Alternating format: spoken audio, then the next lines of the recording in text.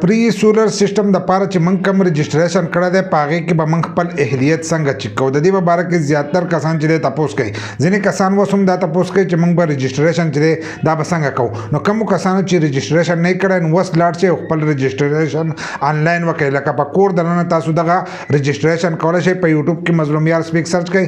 زموږ ویډیو به راته راشي، په هغې کې لینک ته هغه فارم چې دی هغه پول کړئ او هغه ورولېږئ. نو ستاسو رجسټریشن چې دی دا به وشي. که تاسو دغه شانتې فارم بهر رالی او هغه جمع کوئ نو په هغې کې ټایم تېرېدی شي او دا چې دی آنلاین ډایرکټ چې دی دا جمع کېږي. خو ځینې کسان وایي چې په دې کې به موږ خپل اهلیت چې دی دا به څنګه چیک کوو، ځکه موږ چې دی رجسټریشن کړی دی. نو د هغو له طرفه چې دی د دې ایکس دغه نشته چې تاسو خپل اهلیت چې دی په دې طریقه چیک کولی شئ. هغو دا خبره کړې ده چې کومو کسانو د دې دپاره اپلای وکړه نو موږ به په دې باندې چې دی قراندازي به کوو، ځکه چې دا 1,30,000 سولر سیسټم چې دی دا به تقسیمیږي. په دې کې چې دی 65,000 چې دی دا به مکمل پري ورکړی کېږي او دا 65,000 چې دی په دې کې به 50% چې دی دا به اخیسته کېږي. لکه 1,50,000 به ستاسو نه اخیسته کېږي او 50,000 چې دی دا به تاسو ته معاف کېږي. نو هغه چې په دې باندې به موږ قراندازي کوو چې په قراندازۍ کې کم کسان نه وختل نو هغې کسان ته چې دی دا سولر سیسټم به میلاویږي. خو ستاسو کار سره چې تاسو په دې کې رجسټریشن وکړئ. که ستاسو په هر کې نمبر راوختل نو ستاسو دپاره فایده ده.